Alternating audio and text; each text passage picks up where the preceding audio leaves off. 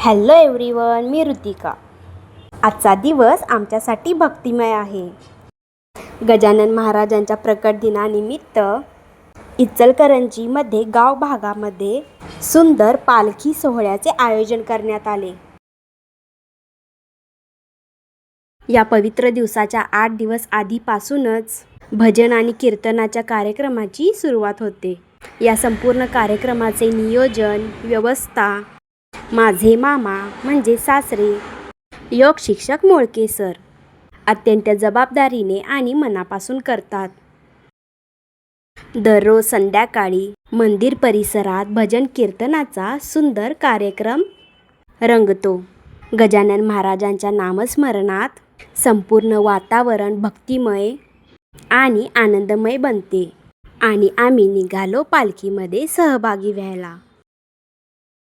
वातावरणात भक्तीची गोड भावना आणि उत्साह जाणवत होता। मंदिर परिसर फुलांनी सजवला होता आणि गण गण गणात बोलते या जयघोषाने सगळं वातावरण दुमदुमून गेलं होतं।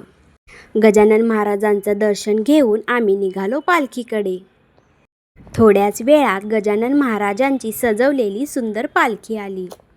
ढोल ताशांचा नाद आणि भक्तांच्या नामस्मरणात मिरवणूक सुरू झाली। प्रत्येकाच्या चेहऱ्यावर श्रद्धा, आनंद आणि समाधान दिसत होतं। आम्हीही पालखी सोहळ्यात सहभागी झालो आणि महाराजांच्या दर्शनाने मन अगदी शांत आणि प्रसन्न झालं। त्या क्षणी मनात एकच भावना होती, गजानन महाराजांची कृपा आणि आशीर्वाद सदैव आमच्यावर राहो हीच प्रार्थना। या संपूर्ण सोहळ्यात मोळके सर मनापासून जीव ओतून काम करताना पाहून खूप अभिमान वाटतो। त्यांची गजानन महाराजांवरची श्रद्धा आणि सेवाभाव खरोखरच प्रेरणादायी आहे। थोड्या वेळाने आरतीही करून झाली, शिवाही सोहळ्यात खूप रमला।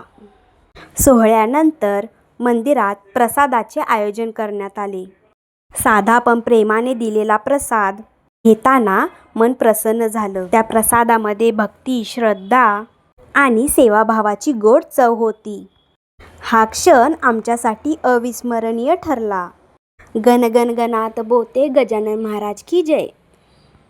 आजचा भक्तिमय व्लॉग तुम्हाला आवडला असेल तर व्हिडिओला लाईक करा, शेअर करा आणि सबस्क्राईब करायला विसरू नका। पुन्हा भेटूया पुढच्या व्लॉगमध्ये। Bye bye.